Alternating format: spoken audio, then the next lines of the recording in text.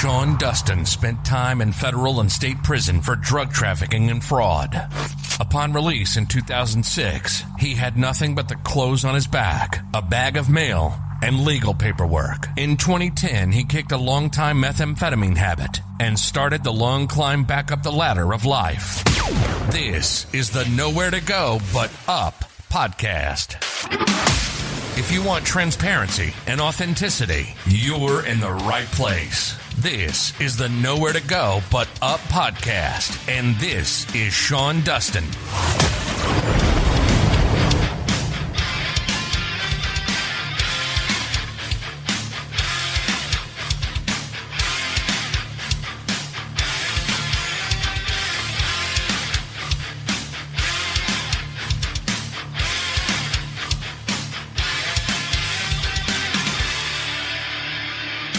This is the Nowhere to Go But Up podcast, and I'm your host, Sean Dustin. Today, we are talking with Frenchaire Gardner.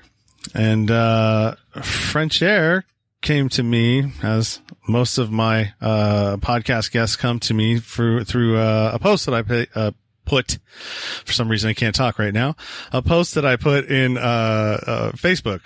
And she's going to be talking to us about some heavy topics here today. First of all, some of the things that she may touch upon could be triggering to some out there. And if it is, and if you are anything that she's talking about is bringing up feelings for you or uncomfortable feelings for you of something you may have experienced in your past, take a pause. Seriously, take a pause, go and, get yourself, do some self-care, reevaluate and see if you want to come back. And I totally get it if you can't, we don't know why things affect us the way they do, but sometimes they do. And now I'd like to introduce my guest, Frenchaire Gardner. Peace and blessings, everyone. It's so great that you had me on your show, Sean. I really appreciate this opportunity. Yeah, no, not a problem. That's what I'm here for. I'm here for people to be able to tell their stories and tell my guests, tell my listeners, or the listeners, our listeners, how you got through that traumatic, trying, whatever the situation is that you brought yourself back from. Yes. So yeah, why don't you go ahead and tell me about why you're here? So my name is Frenchaire Gardner. I am talking to you live from downtown Dallas, Texas, my hometown. And I just wanted to share some things that are so taboo. We don't talk about it very often. But I was molested as a child. And if that wasn't traumatic enough, I was molested by my father. And I was probably about 3 or 4 years old, and so I knew how to have orgasms. He taught me how to have orgasms. Before I was 5 years old, and that experience really, when I grew up, started growing up and going into high school, I was very sexual. I was very sexual, more than probably the normal teen.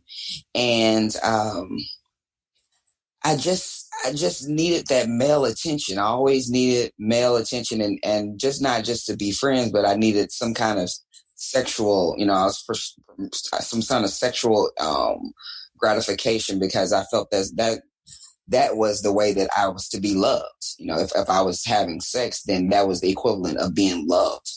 And that's what my mind understood it. And I became very promiscuous over my college years and my teenage years, and made a lot of poor choices. It didn't help that I got bipolar, or was at least diagnosed around 25 years old. And it really took a long time to heal from the trauma of molestation.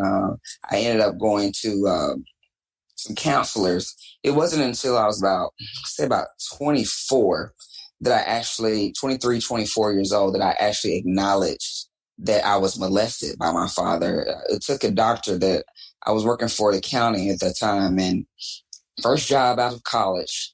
And the doctor, I kept drinking too much. I had a full-time job. I made good money, first job out of college.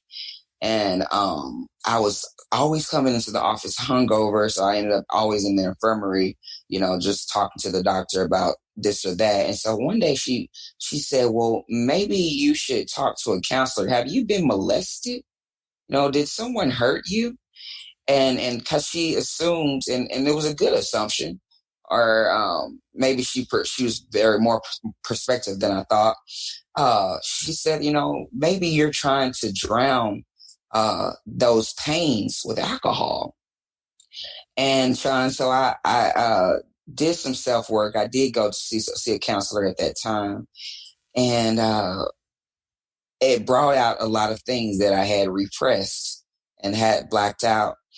And even acknowledged it to my father. He laughed it off. So that's how I knew it was true, as he didn't deny it. There was no strong denials. He laughed. And so I'll be 40 in July. And it took me probably up until my 35th birthday or so to actually be healed from this trauma, going through a lot of counseling, talking about it. Understanding that male relationships, I can be a friend and have platonic relationships with men, and not seek them out as a father figure. So yeah, that's that experience. Woo! That's some heavy shit, lady. It is. As a father myself of a 3-year-old.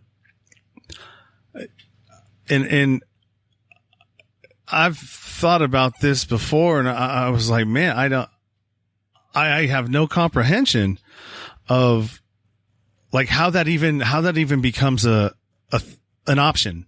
You know what I mean? I do. Like when I look at my daughter, like she's this sweet, precious, like untouched, person just waiting to be formed. She's like a blank slate right now, and like I do everything in my power to try and make sure that she's not harmed in any way whatsoever, and by all means, by all costs, no matter what, and so I just it baffles me how that even becomes a thing. I mean, other than the fact that, maybe it was something that was done, to him. And so he just did it, you know what I mean? The cycle goes how it goes, right? Yes, it does. But I mean, I just don't, I mean, the first person in that cycle, like how does that even become an option to you? I don't know. I would just say that my father is sick. He's an alcoholic, and I have learned that alcoholism is a sickness, as any other sickness. And I'm sure that probably, he never admitted, but he probably was molested as well. And that's what, how the cycle continues. You get molested, then you molest others, and you teach people how to molest people, and then that cycle just goes on and on. Yeah. And well, I'm sorry you went through that, man. That had to be horrible, because it's the people that you trust the most, that are supposed to be there to protect you till forever. It's like when you're a parent, it's not just, until you're 18, it's a forever gig, man. You don't ever stop being their parent. And yeah, it is. Even when you want to turn your back, I mean, it's one of those things that, that's your job. Anyways. Right. That's right. So how was, I don't want to dwell too much in the bad, in the muck, so to say. Sure. So, you've been dealing with, bipolar, disorder for yourself, right? You struggle with bipolar disorder. So how is that? Yes. So I would personally.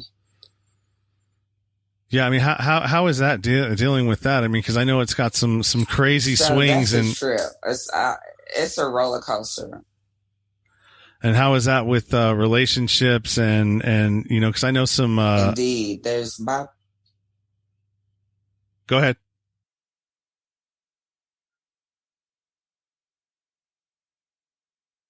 It's I call it a roller coaster ride. Bipolar bipolar depression basically means that you have two different mood swings and they're very extreme. And you either, find yourself in a deep darkness in an unmotivated space where you're not able to get off of the couch or get out of the bed. You don't cook, you don't eat, you don't intermingle with your friends. You don't work. You just don't do anything because there's no motivation for it.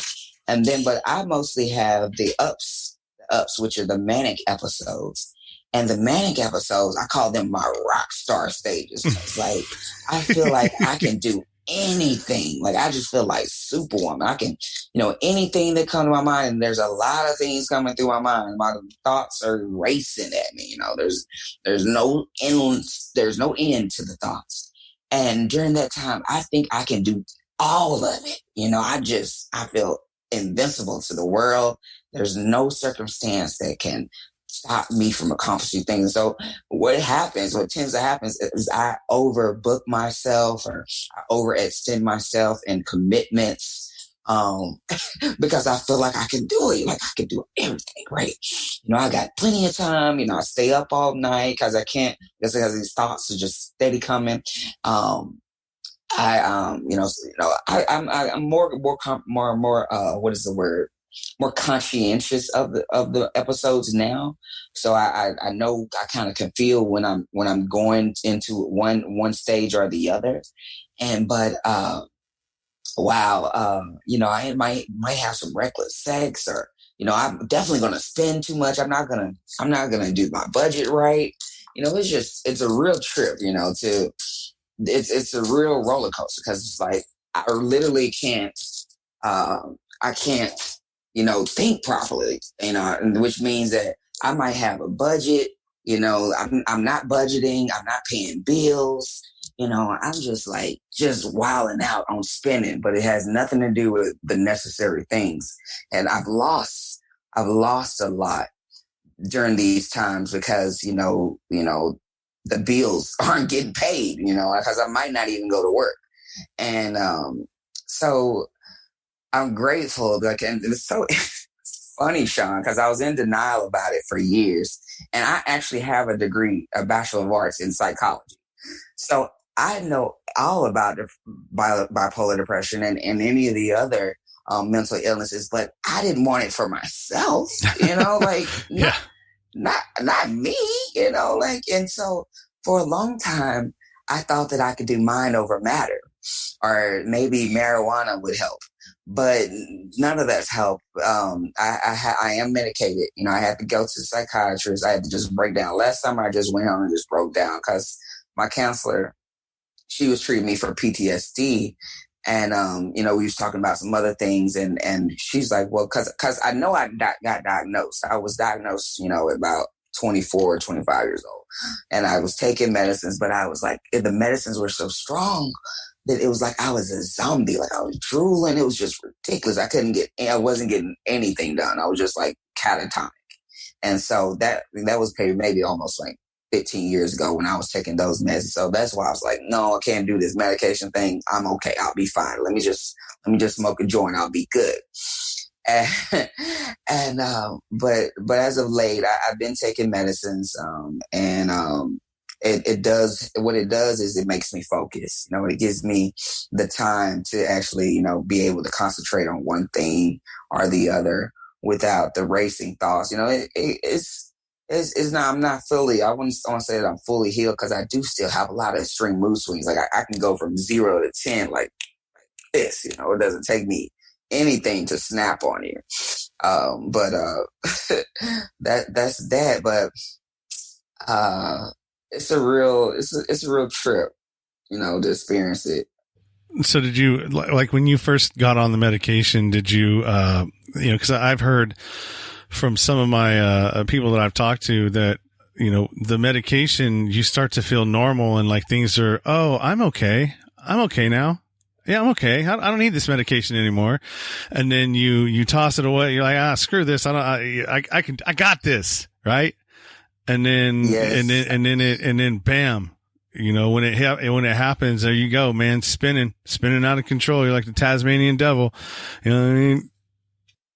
That's the total truth. About like where I was living in St. Louis, the clinic was giving me samples, because the medicine, like this medicine called Latuda, it costs like $1,100 for 30 pills for 1 month's supply. And so I was getting samples, and that was great. And like you said, at some point I did kind of stop because like I moved here and I didn't have a doctor, so I was like afraid to run out of the medicine. So I was kind of like, taking them sometimes, not taking them all the time because I didn't want to run out. But I finally did this year, and like I said, thankfully because of the job, I had got some health insurance. And so I went ahead on and got me a psychiatrist. I literally just saw her yesterday. We did a Zoom meeting. So now I'm on this medicine called olanzapine. And it's helping. It's helping a lot, but it says that you can't drink it with alcohol. And so I drink every now and then. So then on those days, I don't take the medicine. And then I can tell there's a difference, right? Yeah. So it's something. It's a deal that you got to figure out how to cope with.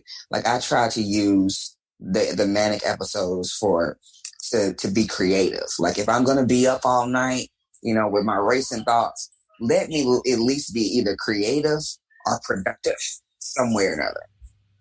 Yeah. Yeah. No, that makes absolute sense. Another question I had was, so, I mean, you would say that you wouldn't go to work and, with all, I mean, it's probably very difficult to, hold a full-time job with, with episodes like that, and not to mention, you said that you go from 0 to 10 and like that, you know what I mean? And, having control of your emotions and not flipping on people. And then also, showing up to work, to even have a full-time job that you can keep. How did that affect you? It's rough. I am like, it's kind of, I laugh at myself. I've learned to laugh at myself a lot, because like I'm a serial entrepreneur. And so I work for myself. And so I laugh because most times I'll work harder for somebody else than I will for myself. And so what happens, like right now, I'm protecting families with mortgage protection, which is basically life insurance.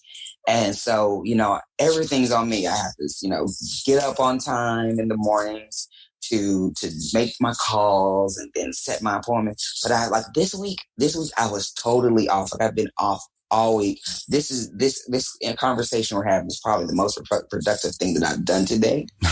But thank you. You're welcome. I'm serious, but it's just because I just figured I'm not going to give myself a hard time today. Like usually I'm really hard on myself. Like, girl, you were supposed to have that appointment. You needed to be prepared for it. You need to get your presentation done. Like there's so many, steps. And so I have to really, hold myself accountable, but also I have to have someone to hold me accountable. And that helps me to stay encouraged and in line. But it's very difficult to hold a position because my intention goes like this, it's like, oh, okay, I'm excited about it this week and maybe this year. But next year I'm on to the next thing. What's next? What is next? Yeah, I can see that. So another thing that I want to ask you is so let's say that, there's somebody out there listening to this episode and they're starting to like, I wonder if that's me. I wonder if that's what I'm going through right now. What would you say to to somebody out there who may be struggling with this, like you were at one point, in denial, that you actually had something that wasn't normal, in that type of behavior, and the things that are associated with bipolar, and the manic and the mania and the mood swings and all that other stuff that goes along with it, including hypersexuality. That's one of the things that is a byproduct of it. I know that for sure. My father's, one of his exes, she had that, and it was, it was crazy to hear some of the stories. So what would you say to somebody who's maybe struggling with that, doesn't know, what do you say? What do you tell yourself? Well, I say that you have to really pay attention to yourself, right? And if you're not paying attention to yourself, then start journaling.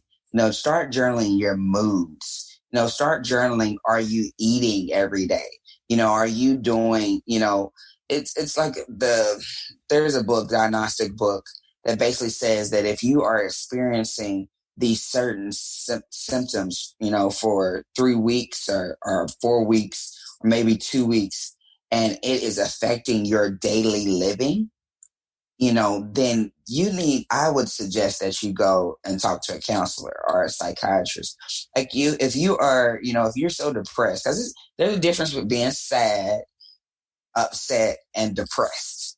Those are all different things. Sadness and being depressed are two different things. Sadness usually tend to go away, eventually. You can think something, or you can do something to make the sadness go away.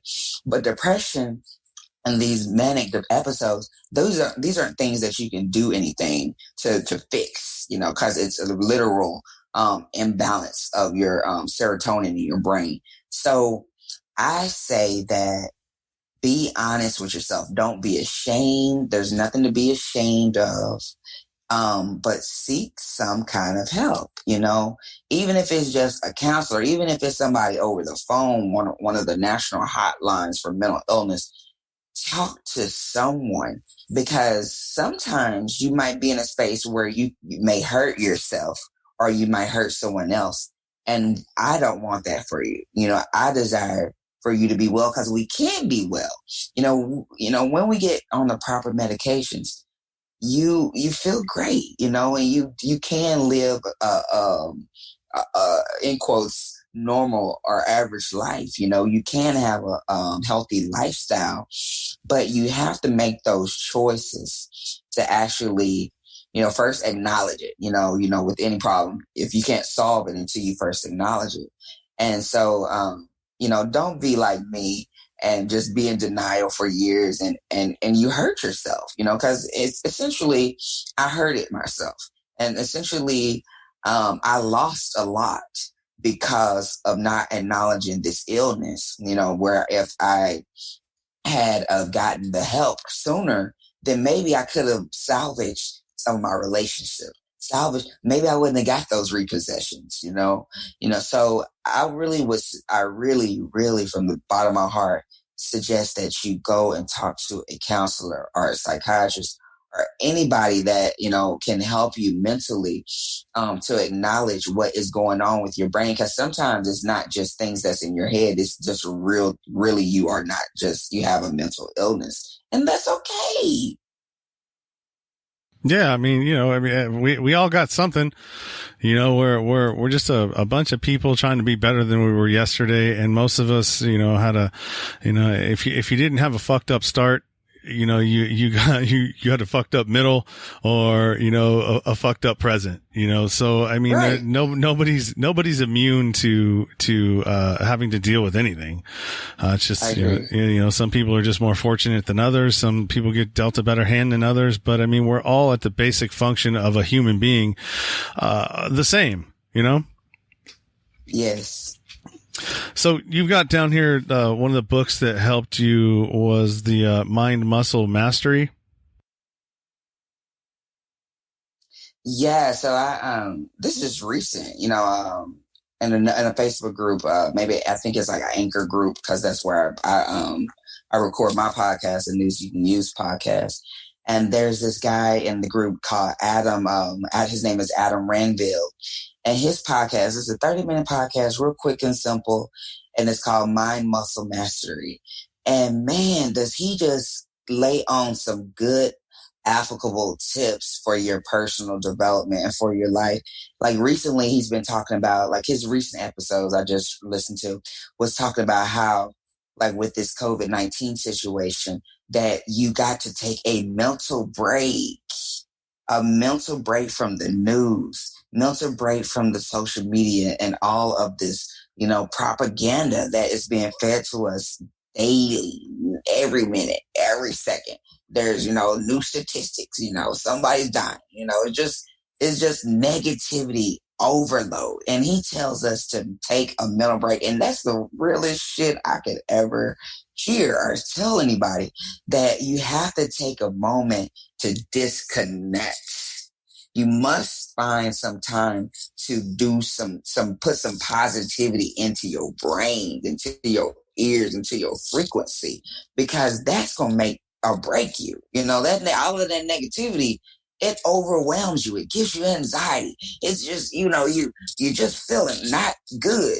But that's why you need to take the mental break, so that you can just unwind for a minute. We need peace of mind, especially right now in this time where we're mostly having to stay inside of our homes. Like, people are going nutty, and I'm not being literal, but just, people are feeling claustrophobic because they got to stay in the house.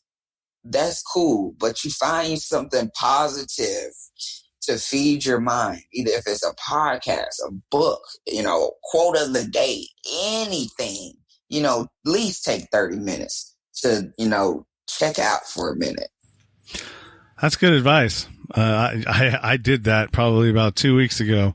I rarely turn the TV on now, except to turn my computer extended monitor. That's what I use my TV for right now. So, I mean, news, I haven't even paid attention to it. I get my news through other people. Hey, let me know when they get this thing done with, right? And we can go back out. I feel you. 'Cause I don't want to watch the news to find out. And that was a mistake. I'd said book, and but I was reading from the podcast line, the podcast line. So now I'm going to go to the book part now. So you got here, "You Are a Badass" by Jen Sincero. Why does that book resonate with you?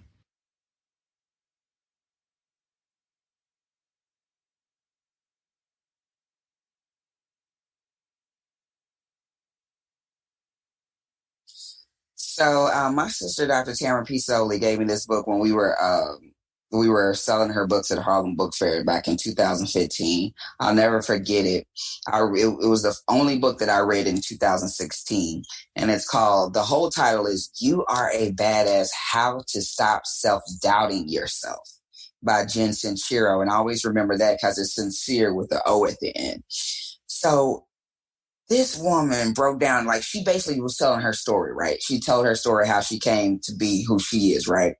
And basically, it was very, it resonated with me because, I've been up, I've been down, I've had some successes, some small successes, but I know I could do better, right? And so she was talking about your mindset. She was talking about how to change your mindset, because a lot of times, especially in the frame of mind of money, your mindset about money. Because a lot of us say that we want to be successful, that we like to be wealthy, or we like to be rich, but we hate rich people. We got a problem with rich people. We think rich people ain't shit. Them damn rich people, they ain't shit. They ain't doing nothing for nobody but themselves. Yeah. Right? But how in the hell can you be one of them when you don't like them? You can't. It's impossible. Yeah. So that was some of the things that she said, and it was kind of like a workbook, kind of, because you got to write in it, like in the ends of chapters, you got to write in your, your thoughts, and it just was a good book because it really helped me to see how I really thought about, like, big success, and how I thought about, changing, patterns and habits, Like the money thing was really big. Cause I do want to be wealthy, but I did kind of have a negative thought on money, and the way you use your words, like, don't say you're broke. If you say you're broke, then you just get more brokenness. But if you say that you're abundant, even if you ain't, the abundance is going to lend to have more abundance, because basically the universe works on whatever it is that we're thinking on. Like, if we thinking on some good shit, the good shit is going to flow in. If you're thinking on some bad stuff, then rest assured, those bad things are just going to trickle down more and more. And so that's what it was really a mindset book, just on how to be more positive. Now, no, you can't be positive all the time, because sometimes things hurt, you get mad, you have painful situations. No, you can't be positive all the damn time, but you can most of the time, because really it's all about how we perceive things. Yeah, true. Tell me a little bit about your podcast. You said you're a podcaster as well. Yes. So my podcast is called A News You Can Use Podcast, and this is the second season. I started it January 23rd, 2019 in St. Louis, and it was off the fly too. It was like not planned at all. Like maybe 3-4 years ago, I had talked to a good friend of mine, Deja, about what I could do to market myself to get more life insurance, get more insurance clients, right? And she was like, "Well, you could put yourself out there on YouTube and be the expert on the subject." I was like, "Okay, that's a good idea," but I never did. And so last January, I went to this co-working space and did a free week out there, just because I usually work from home. And so went up to that space and, worked up there. It was great. Then they have some evening classes. And so I went to this podcasting class, and the first thing they wanted to know was, what's the name of your podcast? And I had no idea what the name of my podcast was, because I didn't have one. So on the fly, I named it News You Can Use Podcast. I chose that name because I was using that as a hashtag in my social media. So whenever I get resources, get emails or come across something that I think that the community can use, I would, post it on my social media, Facebook or Instagram or whoever, and put the hashtag News You Can Use.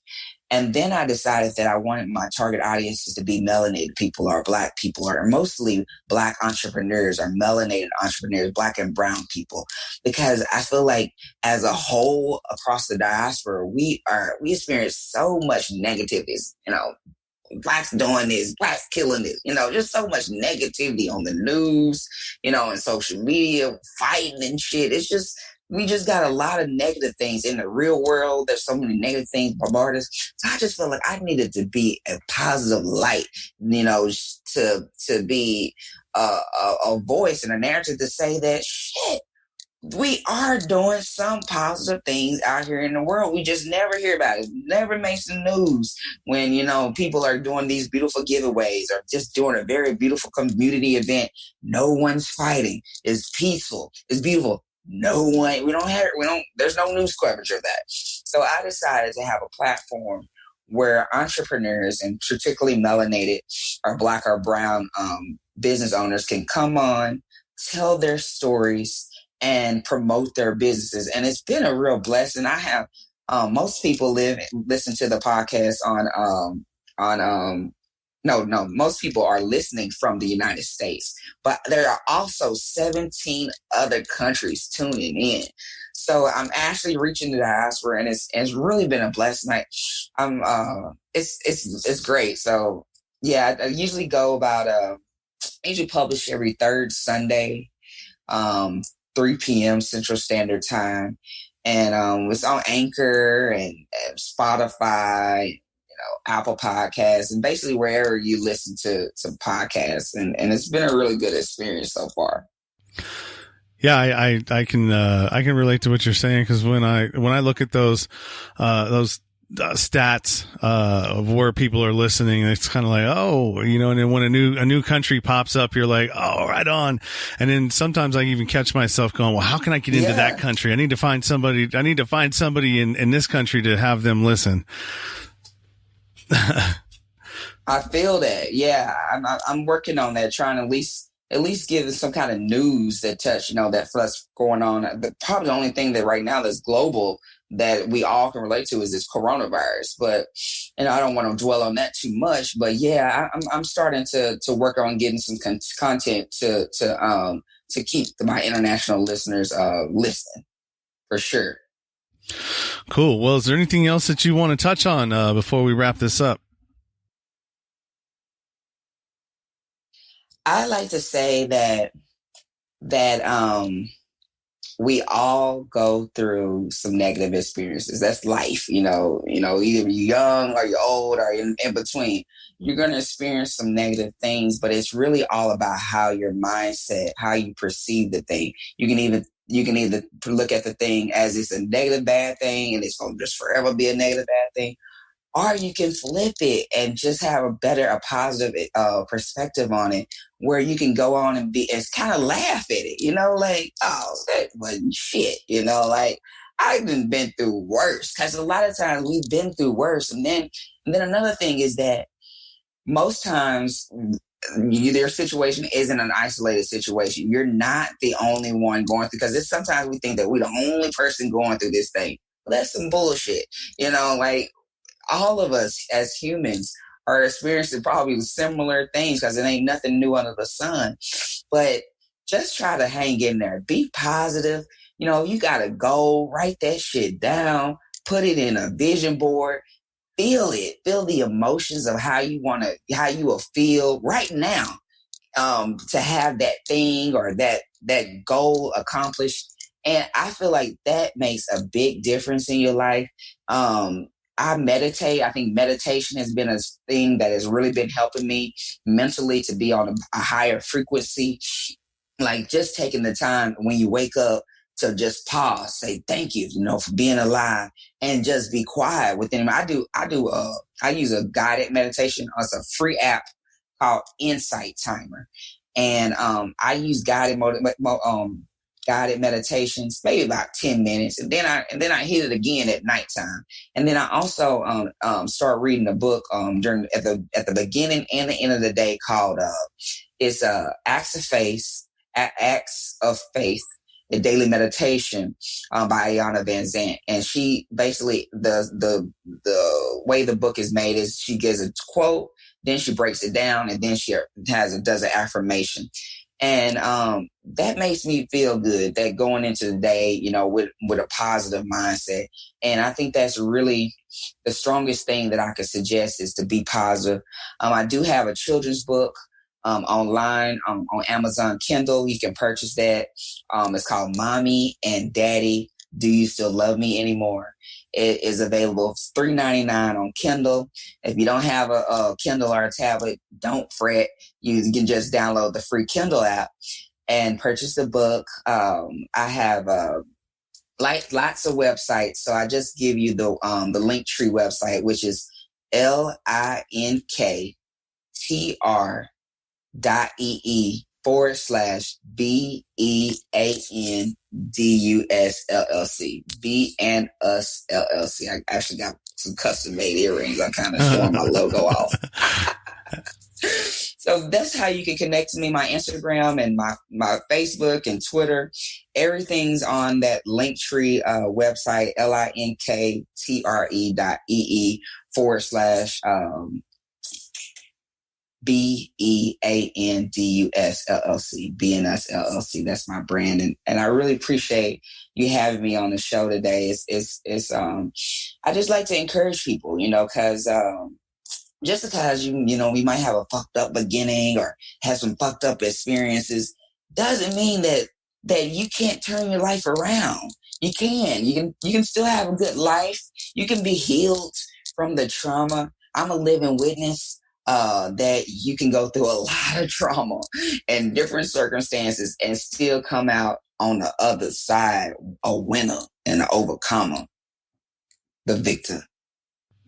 And with that, that's a good note to end on. I appreciate your honesty and your transparency, Frenchaire, and everything that you shared with us today. And if anybody out there, like I said, if hopefully you got triggered in any way, sorry, but some of these stories need to be told. People need to be able to hear some of these stories. And not only is it helping Frenchaire heal, it's probably helping somebody else out there heal, or realize or recognize some of the issues that they may be dealing with, and how another approach of how they can maybe get through it. So I want to thank you, and yes. All of her things will be available on the show notes, as well as my own. And yeah, it was great talking to you, and okay, thank you. You've been listening to the Nowhere to Go But Up podcast. Sean is a single dad, a union blue-collar guy, and he spent time in federal and state prison for drug trafficking and fraud. When he was released from prison in 2006, all he had was the clothes on his back, a bag of mail, and some paperwork. Since then, he's turned his life around and shares the struggles and successes on this podcast. We hope you enjoyed the show, and we hope you were moved. To connect to the show, book a guest spot. For merch, Patreon, PayPal, and social media links, go to linktr.ee/nowhere to go but up. On Instagram at Nowhere to Go But Up Now. On Twitter at But Up Now. On the YouTube channel at Nowhere to Go But Up Podcast. See you next time.